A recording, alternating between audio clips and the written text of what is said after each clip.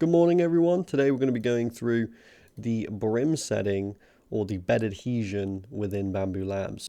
Now, what I would first recommend is, if you have an X1 carbon, if they don't already ship with them, which they actually might do now, get yourself a textured PEI plate.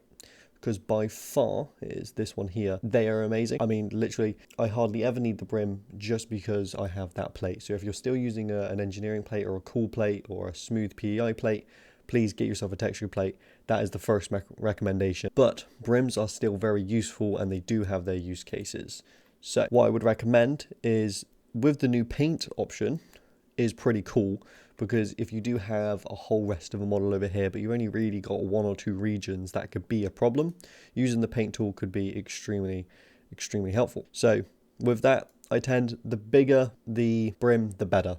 If it's going to be a 20-hour print, don't cheap out and be like, oh, I can probably get away with like a little brim, and then this messes up your whole 20-hour print. I mean, it's on the platform, so hopefully you'll see it before that happens. I would recommend just making it quite large and really kind of going for it over the whole thing. Imagine there was like something over here like this. Just don't be scared to use too much brim. It's going to cost you less than 1p. So just use big platforms for your brim, because last thing you want is for that to be the thing that messed up your print, and it's the one thing you had a lot of control over. I can find that the brim doesn't actually stick to the model enough, and if you really want to make sure that it is actually going to stick to the model and it's not going to come apart, I would definitely recommend changing this from 0.1 to 0.05, and basically what that'll do is it will push this closest brim layer, it'll push it closer to the actual first layer of this. So if I was to make this like 2, which means it basically wouldn't work, it would be then 2 millimeters away from the model. But if I change it to 0.05, it tends to then stick to the model a little bit better. You might have to go around it after with a knife, but you know that it's going to stick to the model and it will work. You've also got all these different options here. So you've got the painted one, which we've already ran through, and we've also got outer brim only. So if I'm going to adapt this model real quick, refresh it, there we go.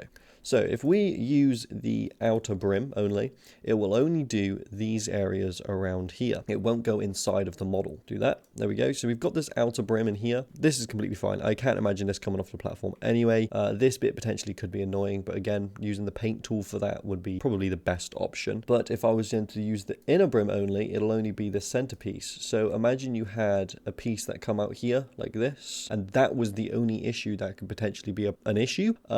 Using the inner brim means it would just target that kind of event. Of course, we do have them combined as well, and if you really want to make sure it's not going to come off the platform, again, change this to that and then use the outer and inner brim, and then that piece, you're fine. It's not going to warp, it's not going to come off that platform during printing. You should be good. And then of course you've just got no brim, which is it's no brim.